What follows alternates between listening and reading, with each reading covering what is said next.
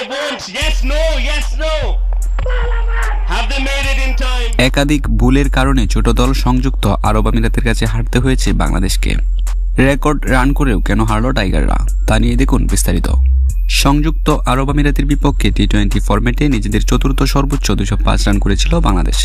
জবাবে ওপেনিং জুটিতে 10 ওভারে 107 রান তুলে চোখ রাঙানি দিচ্ছিল স্বাগতিক আমিরাত। মিডল ওভারে বাংলাদেশ ম্যাচে ফিরলেও এক বল থাকতে 2 উইকেটের ঐতিহাসিক জয় তুলে নিয়েছে মোহাম্মদ ওয়াসিমের দল। এই হারে 3 ম্যাচের টি-20 সিরিজ এক সমতায় দাঁড়ালো। সিরিজ নির্ধারণী ম্যাচ আজ মাঠে গড়াবে। জয়ের জন্য শেষ 3 ওভারে দরকার ছিল আমিরাতের 35 রান, হাতে ছিল 5 উইকেট। 18তম ওভারে নাহিদ রানা 6 রান দিয়ে নেন 1 উইকেট।